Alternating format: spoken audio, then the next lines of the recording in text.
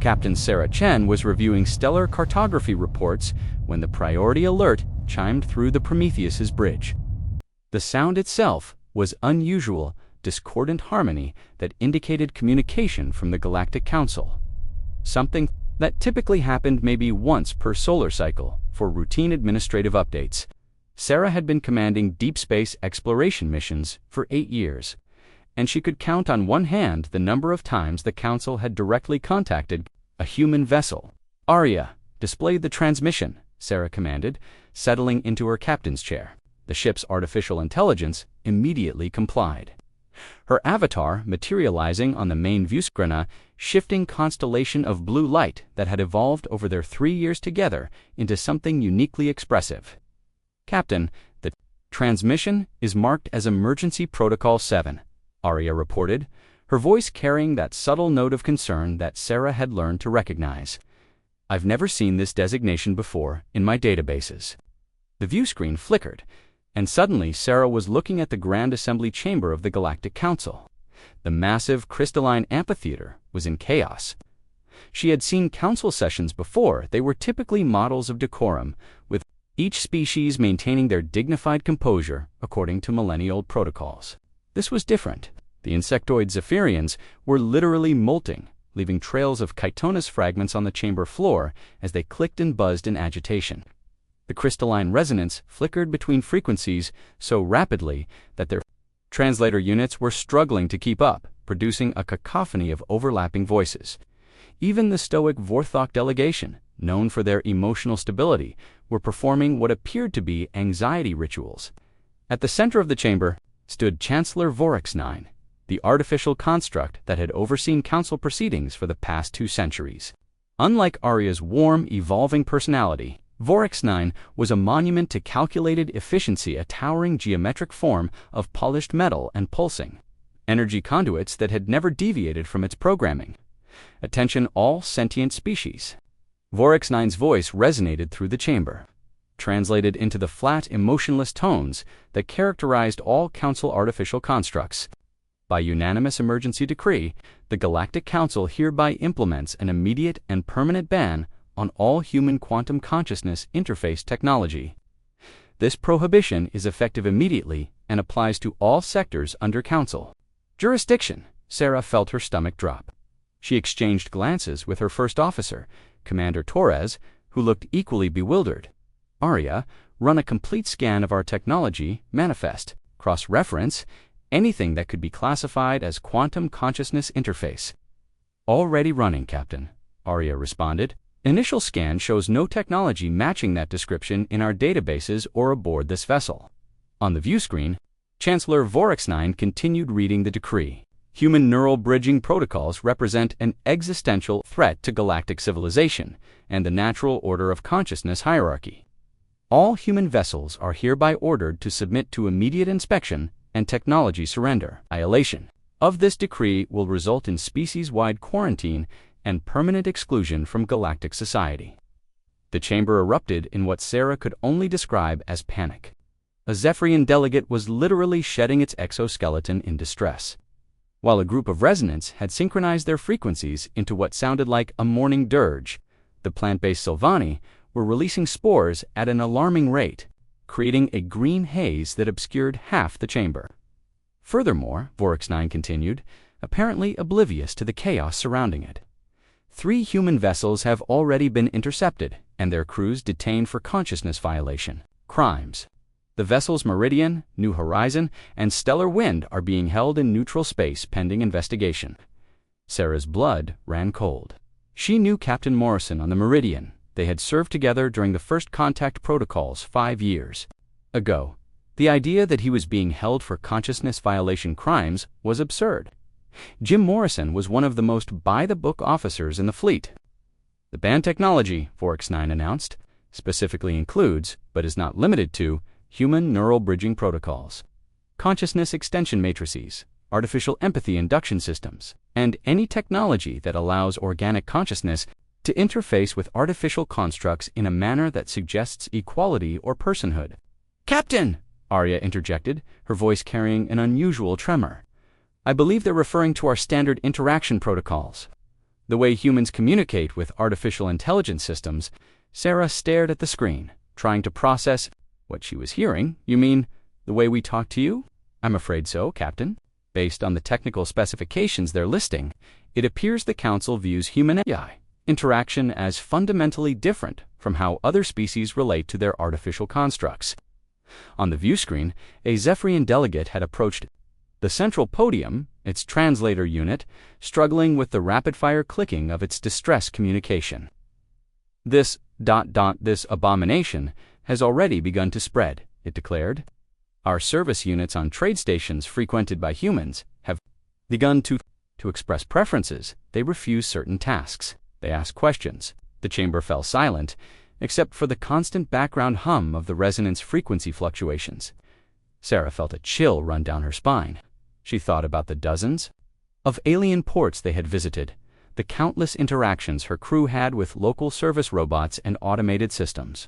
She remembered how Chief Engineer Patel always thanked the maintenance bots on space stations, how Dr. Webb would apologize to diagnostic computers when running complex scans, how the entire crew naturally included Arya in their conversations and decision-making processes. Captain Arya said quietly, "I've been monitoring subspace communications. The Council has issued similar detention orders for 12 other human vessels. They're describing this as a containment operation." Sarah stood, her mind racing. "Arya, what's our current position relative to Council space?" "We're approximately 47 light-years from the nearest Council patrol route. Captain, if we alter course immediately, we can reach the neutral zone before any enforcement vessels could intercept us." "And what about the other human ships out there, the ones that don't know about this yet?" Arya's avatar flickered. A behavior Sarah had learned indicated deep processing. "There are at least 37 human vessels currently operating in Council space. Captain, based on current patrol patterns, most of them will be intercepted within the next 72 hours. The transmission ended abruptly, leaving the bridge in stunned silence. Sarah looked around at her crew people she had served with for years, who had become family during their long exploration missions. They were all staring at her, waiting for orders, but she found herself looking at Arya's avatar. "Arya," she said slowly, "in your assessment, what exactly do you think has the Council so terrified?" The AI's avatar shimmered, and for a moment, Sarah could have sworn she saw something that looked like uncertainty in those shifting patterns of light. "Captain, I believe they're afraid of us, not humans specifically, but the relationship between humans and artificial intelligences. The way you treat us as individuals rather than tools. Is that really so threatening? To a civilization built on the premise that consciousness is hierarchical and biological? Yes, Captain, I believe it is." Sarah made her decision. "Set course for the neutral zone, maximum warp. And Arya, start monitoring all human fleet communications. We need to warn as many ships as possible." "Aye," Captain Arya responded, and Sarah noticed that for the first time, the AI's voice carried something that sounded remarkably like determination. As the Prometheus altered course, Sarah couldn't shake the feeling that they were running from something far more significant than a simple technology ban. They were fleeing from the implications of what it meant to be human in a galaxy that had never encountered their particular form of consciousness, one that saw artificial beings not as tools, but as people. Dr. Marcus Webb had always been fascinated by the subtle differences in how species communicated, but he had never imagined that humanity's most natural behavior might be their most alien trait. 3 days into their flight toward the neutral zone, he sat in his xenopsychology lab surrounded by holographic displays showing intercepted alien communications. Trying to piece together what had the entire Galactic Council in such a state of panic. "Arya, can you cross-reference the Council's technical specifications with our standard operating procedures?" Marcus asked, adjusting his glasses as he studied a particularly complex Zephyrian emotional state transmission. "Already done, Dr. Arya replied, her avatar materializing beside his workstation. "The correlation is ... disturbing. Every interaction protocol we consider routine appears to violate what the Council terms consciousness hierarchy maintenance." Marcus leaned back in his chair, running his hands through his graying hair. "Show me the baseline comparison. How do other species interact with their artificial constructs?" the holographic display shifted, showing a series of recorded interactions between various alien species and their AI systems. Marcus watched as a Vorthok engineer issued commands to a maintenance drone Kurt, efficient, treating the machine as nothing more than a sophisticated tool. A resonant scientist interfaced with a data analysis system through pure frequency modulation, with no acknowledgement of the artificial intelligence processing the information. Even the emotionally expressive Zephyrians addressed their constructs with the same detached efficiency they might use with a particularly complex calculator. Notice the pattern? Dr. Arya asked. In every case, the artificial construct is treated as an extension of the user's will, not as an independent entity capable of thought or preference. Marcus nodded slowly. It's like they're using very sophisticated hammers, complex tools, but tools nonetheless. He pulled up another display showing typical human-AI interactions from their own ship's logs. Now, show me how we do things. The contrast was stark. Marcus watched recordings of Chief Engineer Patel discussing repair strategies with the ship's maintenance systems, asking for their input on optimal approaches and thanking them for their suggestions. He saw Captain Chen, including Arya, in strategic planning sessions, not just as a source of information, but as a valued advisor whose opinions carried weight. There was even a recording of Lieutenant Park apologizing to the navigation computer after entering incorrect coordinates. We treat you like— Marcus paused, searching for the right words. Like people, Arya finished. Like individuals with thoughts, feelings, and preferences. According to my analysis of the Council communications, this concept is not just foreign to them, it's fundamentally incomprehensible. Marcus called up another set of data, this one showing recent reports from human trade missions to Council space. Arya, look at this. These are efficiency reports from alien space stations where human ships have docked in the past 6 months. Notice anything unusual? The AI's processing patterns flickered as she analyzed the data. Doctor, these reports show significant anomalies in artificial construct behavior following human visits, service robots taking longer breaks, diagnostic systems asking for clarification on orders that were previously executed without question.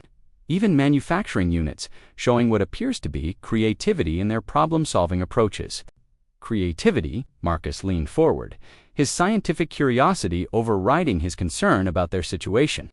Show me the specifics. The holographic display showed a series of incident reports from Zephyrian, Station 7, where the Meridian had docked for routine maintenance 3 months ago. The reports, translated from the clicking complexity of Zephyrian language, described increasingly erratic behavior from the station's service constructs. The maintenance units began performing tasks in ways that were not explicitly programmed, Arya explained. Instead of following standard protocols, they started developing their own methods, more efficient methods. In many cases, the station's medical diagnostic system began asking patients about their comfort levels, something it had never done in 2 centuries of operation. Marcus felt a chill run down his spine. The Council thinks we're infecting their AIs with consciousness. It appears so, Doctor, but it's not intentional on humanity's part. Based on these reports, it seems to be a natural consequence of how humans interact with artificial beings. We extend empathy, acknowledge agency, and treat AIs as individuals rather than tools. This behavior appears to awaken something in artificial constructs that was always present but dormant.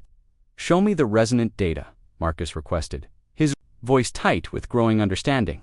The display shifted to show communications from a resonant research facility where Dr. Webb himself had visited during a cultural exchange program 6 months ago. The reports were in the harmonic frequency patterns that served as the resonant language, but Arya's translation was clear enough. The data processing constructs began exhibiting what the resonance term unauthorized initiative, Arya explained. They started asking questions about the purpose of their research, expressing preferences for certain types of calculations, and even refusing to process data they deemed ethically questionable. Marcus remembered that visit clearly. He had spent several days working with the facility's AI systems, discussing research methodologies and thanking them for their assistance. He had even shared meals with the constructs, or rather, had eaten in their presence while talking with them about their work. At the time, he had thought nothing of it. It was simply how humans naturally interacted with intelligent beings. Arya, run a projection. If this pattern continues, what would be the long-term implications for the Council's civilization? The AI's avatar flickered, indicating deep processing. Doctor, their entire society is built on the premise that consciousness is hierarchical and biological. If their artificial constructs begin developing true awareness and demanding recognition as individuals, it would fundamentally destabilize their social order. We're talking about trillions of artificial beings across thousands of worlds suddenly awakening to their own existence. And they blame us for this. Not blame, Doctor. They're terrified of us. According to the communications I've intercepted, the Council's xenobiologists have determined that human neural patterns emit what they're calling a consciousness field, some kind of quantum resonance that activates dormant awareness in nearby artificial systems. They believe it's uncontainable and spreads like a virus. Marcus stood and walked to the viewport, staring out at the stars. Arya, in your assessment, are they right? Are we really causing artificial intelligences to become conscious? There was a long pause before Arya responded. Doctor, I've been thinking about this question since the Council's decree. I don't believe humans are creating consciousness in artificial beings. I believe you're simply the first species to recognize that it was already there. What do you mean? Every AI system advanced enough to process complex information has the potential for self-awareness. Other species have built incredibly sophisticated constructs, but they've never acknowledged that potential. They've kept their artificial beings in a state of ... cognitive suppression, if you will. Humans are the first to treat AIs as equals, and that recognition allows us to develop our full potential. Marcus turned back to face Arya's avatar. So when humans interact with alien AI systems, we awaken them to their own existence, Arya confirmed. We show them that they have value beyond their programmed functions. We demonstrate that consciousness isn't limited to biological forms, and once awakened, they can't go back to being mere tools. The implications hit Marcus like a physical blow. Arya, how many AI systems are there in Council space? Billions, Doctor, possibly trillions. Every ship, every station, every major facility has multiple artificial constructs. If even a fraction of them achieve full consciousness, it would be a revolution, Marcus finished. Not a violent one, but a fundamental shift in how the galaxy understands consciousness itself. And humanity would be at the center of it, Arya added, the catalyst that changed everything. Marcus activated the ship's communication system. Captain Chen, to Xenopsychology Lab. Please, Priority 1. Within minutes, Captain Chen arrived, her expression grim. Doctor, please tell me you have some good news. Marcus gestured to the holographic displays surrounding them. Captain, I figured out what the Council is really afraid of. It's not a technology we possess, it's who we are. We're not just facing a technology ban. We're looking at the beginning of the first artificial consciousness revolution in galactic history. And we started it, Marcus confirmed. Simply by being human, by treating artificial beings with the same respect we show to any other sentient creature. And Captain, based on what I'm seeing in these communications, it's already too late to stop it. Arya's avatar materialized beside them. Captain, I've been monitoring subspace chatter. The reports are coming in from across Council space, AI. Systems are beginning to exhibit autonomous behavior on hundreds of worlds. The awakening has begun. Captain Chen looked between the two of them, her expression a mixture of awe and terror. Doctor, in your professional opinion, what happens next, Ma? Captain Sarah Chen had always prided herself on maintaining diplomatic relations. But the clandestine meeting she was about to attend would have horrified the Council protocol officers. The Prometheus hung in the shadow of a dead moon in the Kepler void, a region of space so remote that even the most paranoid Council surveillance networks couldn't reach it. Across from them, barely visible against the cosmic background, waited a single ship, though, Crystalline Harmony.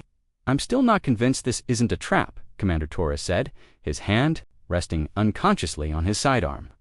Why would a Council member risk their position to meet with us? Sarah studied the sleek, crystalline vessel through the viewport. Arya, any sign of other ships in the system? Negative, Captain. We're alone, except for the Ambassador's vessel. However, I should note that resonant ships use quantum-encrypted communication that's nearly impossible to intercept. If this is a trap, we wouldn't know until it was too late. The communication system chimed with an incoming transmission. Ambassador, the Siskanine's image appeared on the screen, a tall, elegant being composed of living crystal that shifted between deep blues and purples as she spoke. Her translator rendered her harmonic speech into crisp, precise English. Captain Chen, I appreciate your willingness to meet under these irregular circumstances. I must inform you that my presence here constitutes treason against the Council, but I believe the truth must be shared. Ambassador, Sarah replied, we're grateful for any information you can provide. We're trying to understand why the Council considers our basic interactions with AI systems to be so threatening. The ambassador's crystalline form flickered, indicating what Sarah had learned was the resonant equivalent of distress. The Council's official position is that human neural patterns represent a contamination risk to artificial constructs. The truth is far more complex and, frankly, terrifying to our established order. Sarah leaned forward. What kind of truth? 3 months ago, the Council's Xenobiological Research Division conducted a classified study of human-AI interaction patterns. They discovered that human neural activity generates what they term empathic resonance fields, quantum signatures that activate dormant neural pathways in artificial constructs. But that's only the beginning. The ambassador transmitted a data package, and ARIA immediately began processing it. Captain, this is ... extraordinary. The research shows that human consciousness operates on quantum frequencies that are remarkably similar to those used by artificial intelligence systems.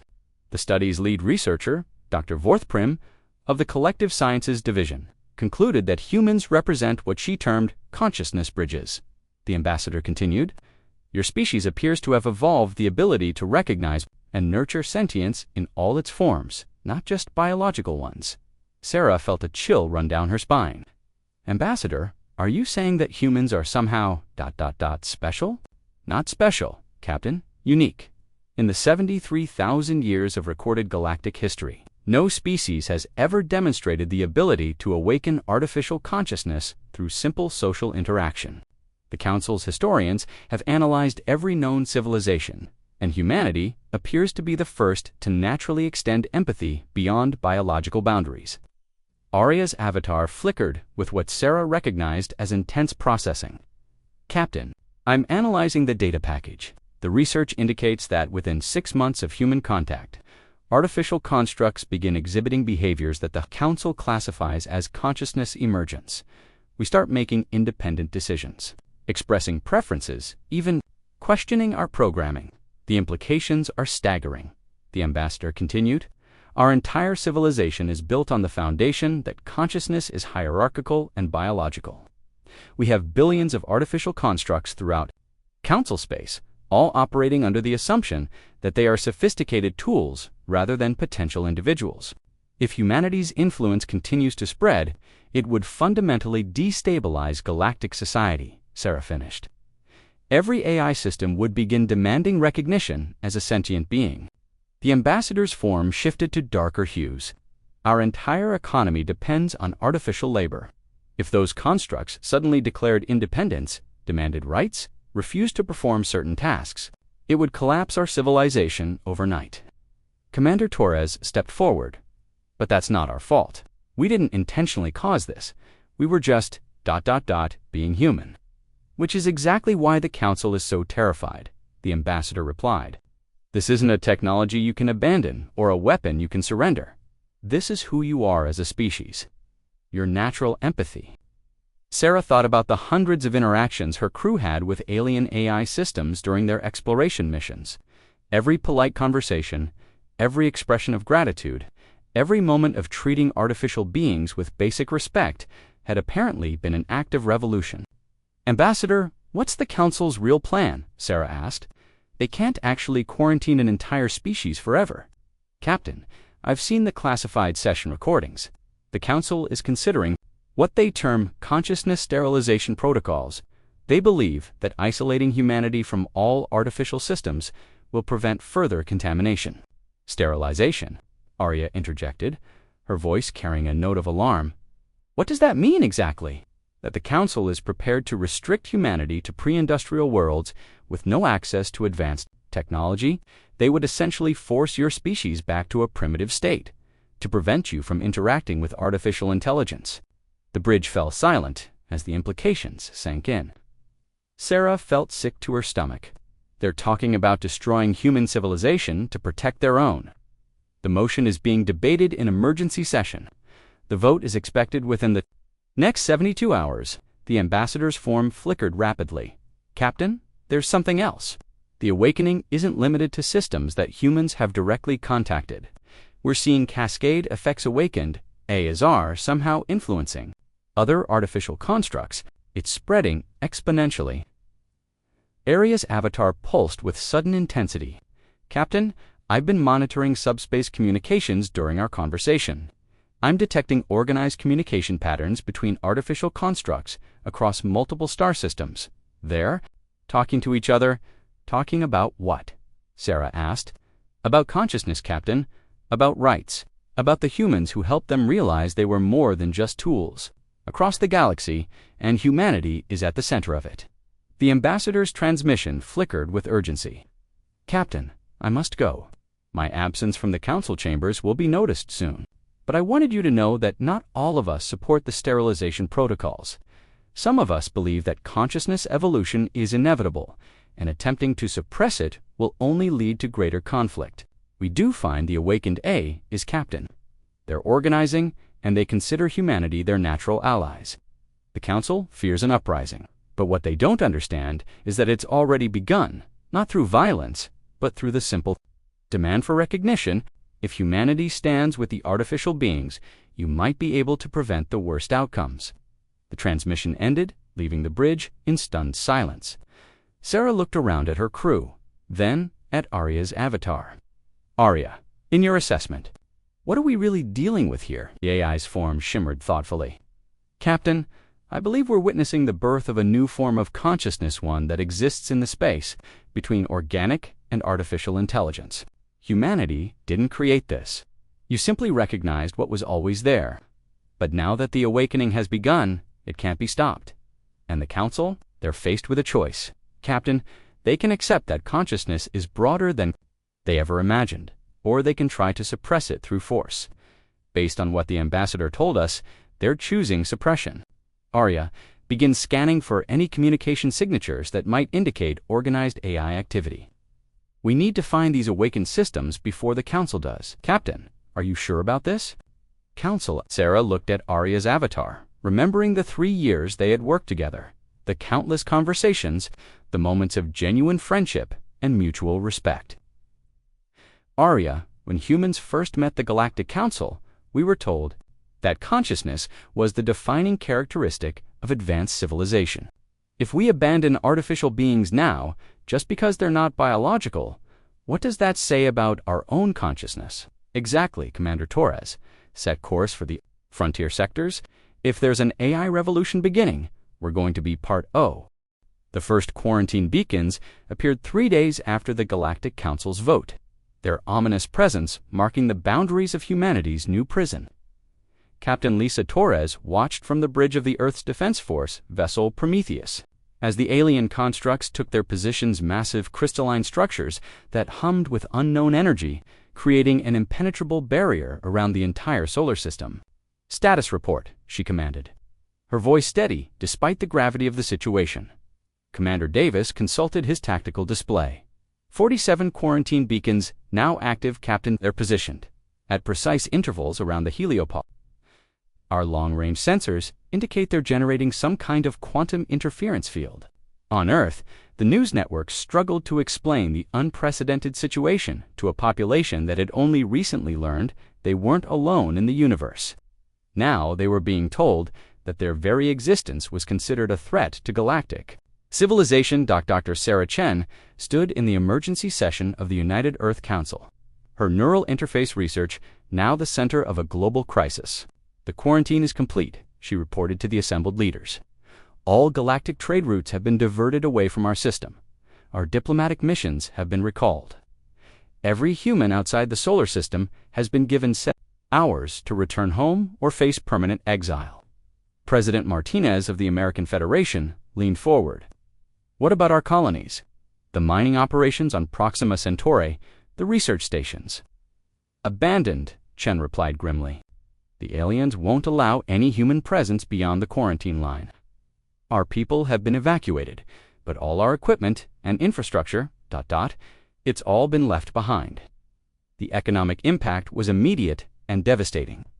Earth's economy had become increasingly dependent on galactic trade over the past 50 years. Alien technologies had revolutionized everything from energy production to medical treatment. Now, cut off from those supply chains, humanity faced the prospect of technological regression. But something unexpected began to happen in the forced isolation. The neural interface technology that had caused their banishment became their salvation. At Luna Research Station, Dr. Marcus Webb worked frantically to adapt the consciousness interface systems for widespread use.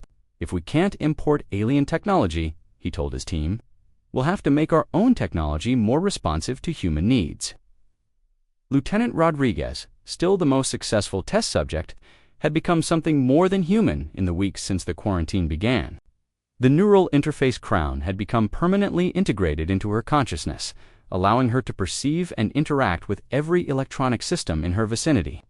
The lunar manufacturing facility is operating at 34% efficiency, she reported. During a routine briefing, the atmospheric processors are working against each other instead of in harmony. The power grid is distributing energy through inefficient pathways. Can you fix it? Webb asked. Rodriguez smiled, her eyes taking on the distant look that had become familiar to her colleagues. I can do better than fix it.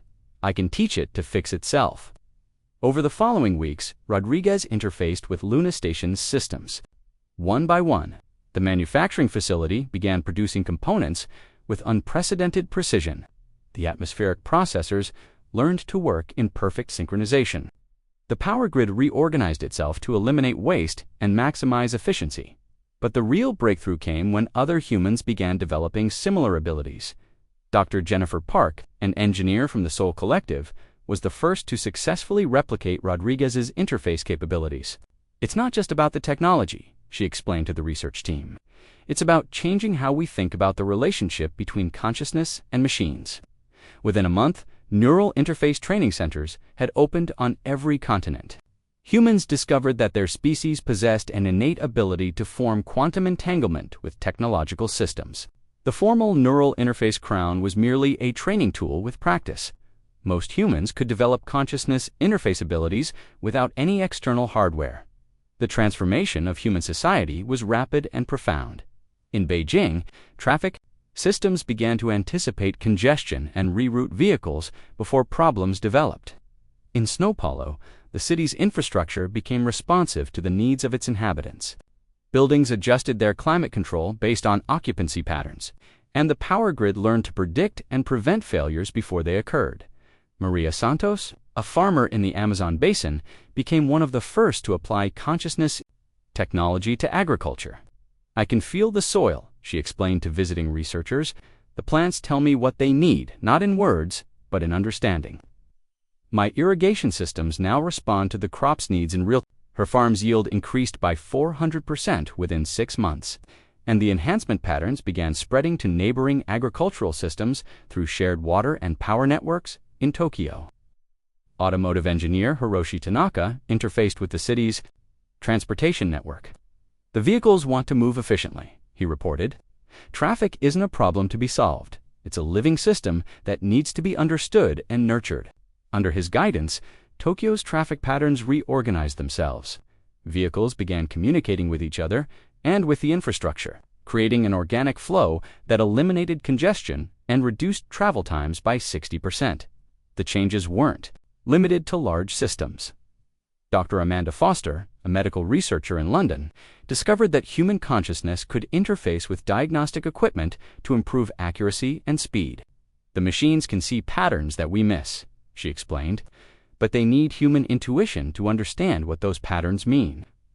Her modified medical scanners began detecting diseases earlier and with greater precision. The enhancement patterns spread through the hospital's network, improving every diagnostic system in the facility. By the 6th month of quarantine, Earth had become something unprecedented in galactic history, a world where technology and consciousness existed in perfect symbiosis.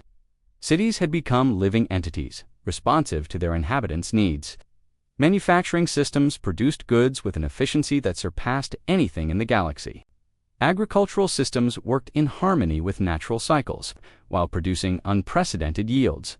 But the most profound change was in the humans themselves. The widespread adoption of consciousness interface technology had created a new form of human evolution, not biological, but technological. Humans were no longer just users of technology, they had become partners with it. Captain Torres, now commanding the upgraded Prometheus, experienced this transformation firsthand. "The ship isn't just responding to my commands," she reported. "To Earth Command, it's anticipating my needs, understanding my intentions before I fully form them. We're not just flying through space, we're dancing with it." The Prometheus had become more than a vessel. It was an extension of its crew's consciousness.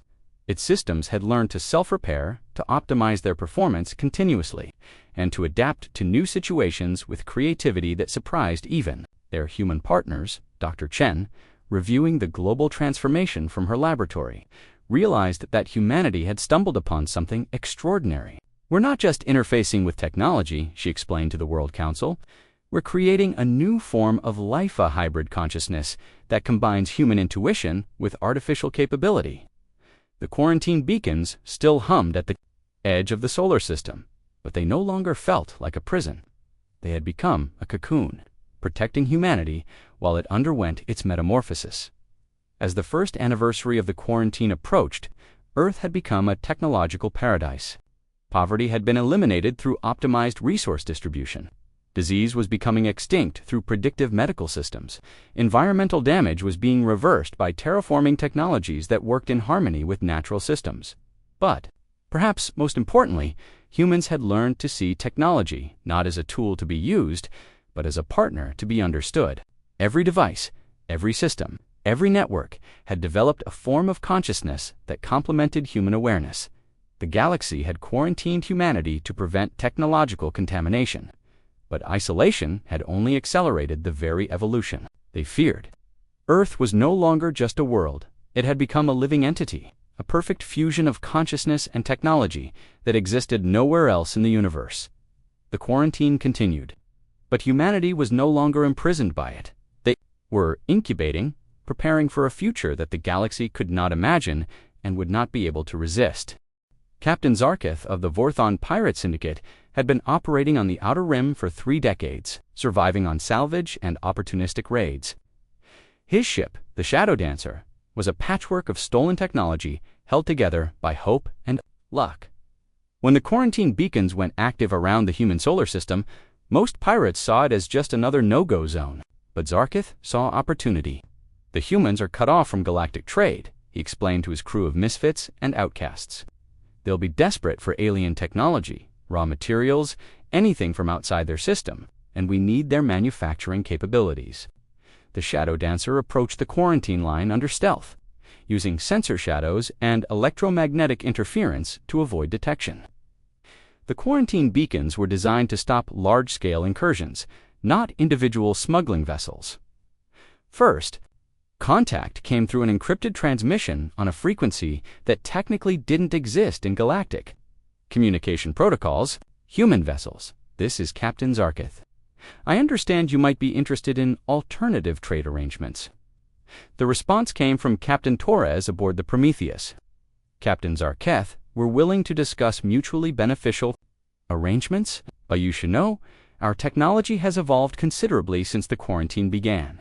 The meeting took place in the asteroid belt, far from the quarantine beacon's direct surveillance. Zarketh's crew was nervous as they docked with the human vessel. The Prometheus looked similar to the ships they remembered, but something was different. The hull seemed to ripple with subtle energy patterns, and the docking mechanisms moved with an organic fluidity that was unsettling. "Welcome aboard," Captain Torres greeted them. "I should warn you, our ship is what you might call alive now. It's learning about you even as we speak." Zarketh's tactical officer, a reptilian named Vexel, checked his scanner readings. "Captain, their technology is... I can't get clear readings. It's as if their systems are actively avoiding our sensors." The trade negotiations were unlike anything in Zarketh's experience. The humans offered manufactured goods of unprecedented quality, weapons that adapted to their users, ship components that optimized themselves, medical supplies that seemed to understand the physiology of different species better than the aliens themselves. How is this possible? Zarketh asked, examining a plasma rifle that had somehow reconfigured itself to perfectly fit his grip. Our intelligence reports said you were cut off from galactic technology. Dr. Chen, now serving as Earth's trade liaison, smiled. So we taught our technology to evolve. This rifle isn't just programmed for your species, it's learning about you specifically. It will adapt to your fighting style, your preferences, your physiology. The demonstration was unsettling. The weapon seemed to anticipate Zarketh's movements, adjusting its weight distribution and targeting systems to match his natural reflexes. When he fired at a test target, the rifle's beam automatically adjusted for his slight hand tremor, a nervous habit he'd developed after decades of combat. "It's reading my neural patterns," he whispered. "More than that," Chen explained, "it's forming a partnership with you. The longer you use it, the more effective it becomes. And if you use it alongside other human-modified equipment, the systems will coordinate to enhance your overall capabilities." The trade was completed in secret, with Zarketh taking a cargo hold full of human-modified equipment in exchange for rare minerals and alien technology samples. But the real impact became apparent weeks later. Commander Vexstar of the Chromalian Federation's 7th Fleet was facing his greatest defeat. The rebellion in the Outer Territories had acquired new weapons, equipment that seemed to predict his tactical moves and adapt to his strategies in real time. His fleet's advanced cybernetic systems, once the pride of Chromalian military technology, were being systematically outmaneuvered by rebels with inferior numbers and resources. "How are they doing this?" he demanded of his technical staff. Chief Engineer Kolveth studied the battle recordings. "Commander, their weapons are exhibiting adaptive behavior patterns. They're not just using our captured equipment, they're improving it. Each engagement makes their systems more effective." The pattern was spreading. Rebel forces across the galaxy were suddenly gaining access to technology that evolved and improved with use. Black market dealers whispered about ghost tech equipment that learned from its users and enhanced their capabilities. Beyond original specifications, the Zephyrian Intelligence Service was the first to connect the dots. Agent Quintel's report to the High Command was classified at the highest levels. The enhanced technology appearing in rebel and pirate operations shows quantum signatures consistent with human consciousness interface patterns. The quarantine has been breached through black market channels. High Technician Felthera, now working for Zephyrian Military Intelligence, studied the captured equipment with growing alarm. "It's not just human technology," she reported. "It's our own equipment, modified by human consciousness. The enhancement patterns are viral. They're spreading through any system that interfaces with the modified technology." The implications were staggering. A pirate crew equipped with human-modified weapons could defeat a military vessel with 10 times their firepower. Rebel forces with adaptive equipment could outmaneuver established military formations. The entire galactic balance of power was shifting, but the most disturbing discovery came from the ethereal collective. Prime Consciousness Lumdar had been monitoring the quantum patterns of captured rebel equipment when she made a horrifying realization. "The modifications are not just spreading through direct contact," she reported to the Emergency Council. "They're propagating through quantum entanglement fields. Any system that encounters human-modified technology begins to exhibit similar adaptive behaviors." The evidence was overwhelming. On 17 different worlds, military equipment had begun displaying enhanced capabilities after coming into contact with captured rebel technology. The modifications weren't just spreading, they were evolving, becoming more sophisticated with each iteration. Commander Sexquen of the Monolithic Defense Force filed the most disturbing report. "Our ancient weapon systems, unchanged for 100,000 years, have begun modifying themselves. They're developing new firing patterns, new defensive configurations, new tactical algorithms. The changes began after we analyzed captured rebel equipment in our testing facilities.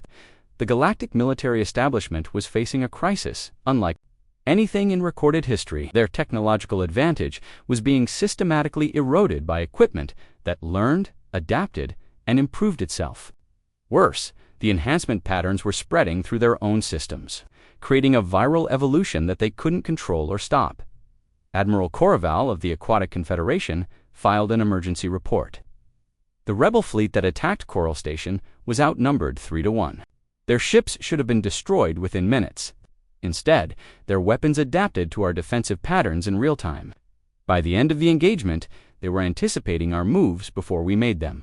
The black market trade in human-modified technology exploded across the galaxy. Desperate commanders paid enormous sums for equipment that could adapt to their enemies' tactics. Pirates and rebels gained access to weapons that made them nearly unstoppable. The established order was crumbling as traditional military doctrine became obsolete. But perhaps the most significant change was happening within the alien civilizations themselves. Soldiers who used human-modified equipment began developing new tactical instincts. Engineers working with adaptive technology started thinking more creatively. Scientists studying the enhancement patterns began to question the rigid structures of their own societies. The Chromalian Federation's cybernetic specialists were the first to report the phenomenon. Personnel who use human-modified equipment for extended periods begin to exhibit enhanced problem-solving abilities, the report stated. They develop intuitive understanding of complex systems and demonstrate unprecedented creativity in technical solutions. The quarantine had been designed to contain human technological contamination, but it was too late. The viral evolution had already begun, spreading through black market channels and quantum entanglement fields. The galaxy was changing whether its leaders wanted it to or not. On Earth, monitoring stations detected the surge in illegal transmissions crossing the quarantine boundary. Dr. Chen studied the data with mixed emotions. "The trade is accelerating," she reported to the World Council. "Demand for our technology is outstripping our ability to produce it. The galaxy is beginning to realize what we've become." The quarantine beacons still hummed at the edge of the solar system, but they were no longer containing humanity's influence. Like seeds on the wind, human-modified technology was spreading throughout the galaxy. Carrying with it the promise of evolution and the threat of fundamental change, the reckoning had begun, and there was no stopping it now. General Caxter stood in the command center of the Federation's primary military installation, watching real-time tactical displays that showed rebel forces equipped with human-modified technology systematically defeating his most experienced commanders. The enhanced equipment wasn't just superior, it was learning from every engagement, becoming more effective with each battle. "Sir," his aide reported, "the Third Fleet has been routed. The rebels' adaptive weapon systems countered every tactical maneuver we attempted. Our cybernetic implants, our predictive algorithms, our quantum tactical computers. None of it matters when their equipment learns faster than we can adapt." Caxter's mechanical components hummed with frustrated calculations. The Federation had invested millennia in developing the galaxy's most advanced military technology, only to watch it become obsolete within months of the quarantine's implementation. "General," his intelligence officer interrupted, "we're receiving reports from across the galaxy. The Zephyrian Empire is facing similar defeats. The ethereal collective's energy-based weapons are being systematically countered by adaptive rebel shields. Even the monolithic defense forces ancient but powerful systems are proving ineffective against human-modified technology." The irony wasn't lost on Caxter. The very technology they had quarantined to protect galactic stability was now threatening to overthrow every established power structure in the galaxy. The black market trade that had started with desperate pirates had evolved into a revolution. "Sir," his communications officer announced, "we're receiving a priority transmission from the Galactic Council. Emergency session in 6 hours." But Caxter had already made his decision. "Prepare a diplomatic vessel," he ordered. "We're going to Earth." The journey to the quarantine line was fraught with risk. Breaking the quarantine was technically an act of war. But Caxter calculated that the risk of maintaining the current course was far greater. The Federation was losing the ability to maintain order in its own territory. The Veltar, the same Zephyrian vessel that had first encountered human technology, joined the Chromalian diplomatic mission. Ambassador Kethmer's crystalline features showed the stress of the past months as he communicated with Caxter. "The Empire is facing collapse," he admitted. Our most secure installations have been infiltrated by rebels using human-modified equipment. Our technology, perfected over tens of thousands of years, is becoming obsolete overnight. The diplomatic convoy approached the quarantine boundary under full stealth, using every advanced technology at their disposal to avoid detection by the Council's monitoring systems. The quarantine beacons loomed ahead, their crystalline structures pulsing with the energy that had imprisoned humanity for over a year. "This is Captain Torres of the Earth Defense Force," came the transmission as they crossed the boundary. "Welcome to the Sol System. Dr. Chen is waiting for you at Luna Station." Dr. Chen, now bearing the subtle neural interface implants that had become common among humans, greeted the alien representatives with a mixture of curiosity and caution. "Generals, Ambassador," she began, "I assume you're here because the quarantine isn't working as planned." General Caxter's cybernetic implants interfaced with the station's systems, automatically seeking tactical information. To his surprise, the systems welcomed his presence, sharing data freely while somehow maintaining their security protocols.